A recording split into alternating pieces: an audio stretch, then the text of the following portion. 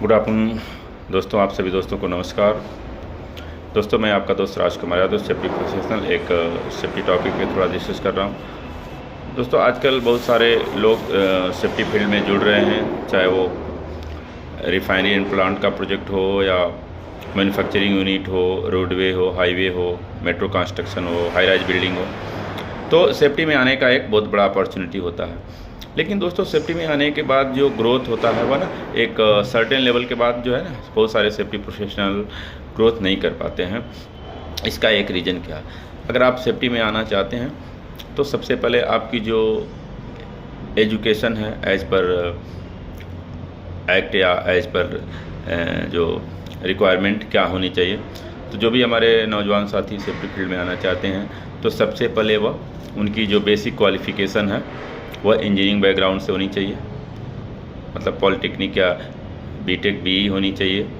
और उसके बाद अगर आप सेफ्टी का प्रोफेशनल डिप्लोमा करते हैं 1 साल का, जिसे हम ADIS बोलते हैं, advance diploma in industrial safety, कोशिश करें कि यह डिप्लोमा आप RLI CLI से करें। RLI ने रीजनल लेबर इंस्टीट्यूट जैसे कानपुर फरीदाबाद में, CLI जैसे मुंबई में है सेंट्रल लेबर इंस्टीट्यूट, वहाँ से करें।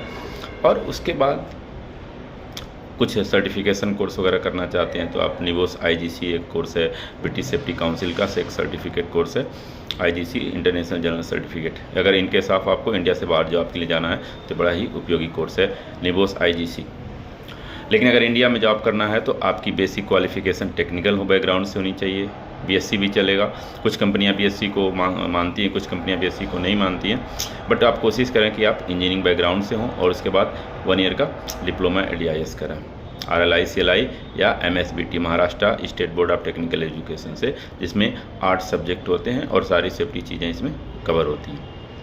तो आप अगर आपका बेसिक क्वालिफिकेशन इंजीनियरिंग बैकग्राउंड से है, उसके बाद आप सेफ्टी डिप्लोमा करते हो और फिर आप सेफ्टी के किसी भी, चाहे सिविल कंस्ट्रक्शन में जाएंगे, हाई राइज बिल्डिंग कंस्ट्रक्शन में जाएंगे, रोड एंड हाईवे प्रोजेक्ट में जाएंगे, मैन्युफैक्चरिंग कंस्ट्रक्शन में जाएंगे, मैन्युफैक्चरिंग प्लांट में, रनिंग प्लांट में जाएंगे, कहीं भी जाएंगे तो आप बहुत ग्रोथ करेंगे फ्यूचर में, आपके लाइफ में बहुत ग्रोथ होगा।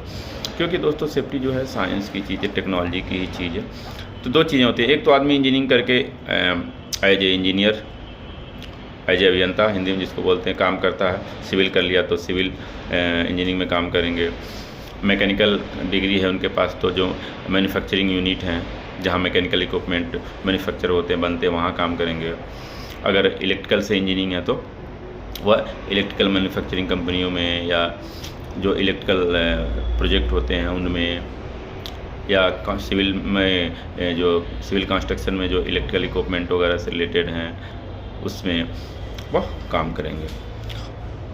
तो अगर जो IT से कर लेते हैं, इंफॉर्मेशन टेक्नोलॉजी से, तो कंप्यूटर साइंस से जो BTech करते हैं, CS कंप्यूटर साइंस से, तो IT में काम करते हैं, इंफॉर्मेशन टेक्नोलॉजी में सॉफ्टवेयर वगैरह की जो कंपनियां होती हैं जहाँ सॉफ्टवेयर वगैरह डेवलप होते हैं, इन सब में काम करते हैं। तो मेरा जो नौजवान साथी सेफ्टी में आना चाहते हैं इंजीनियरिंग के बाद, तो वह ADIS करें, RLI CLI या MSBT से, और तब आएँ। क्योंकि अगर आपका बेसिक क्वालिफिकेशन इंजीनियरिंग बैकग्राउंड से है, उसके बाद आप सेफ्टी डिप्लोमा करते हैं जो प्रोफेशनली, और उसके बाद सेफ्टी में आते हैं तो आप एक शुरू से ही आपको अच्छा पैकेज मिलेगा, आपका ग्रोथ होगा।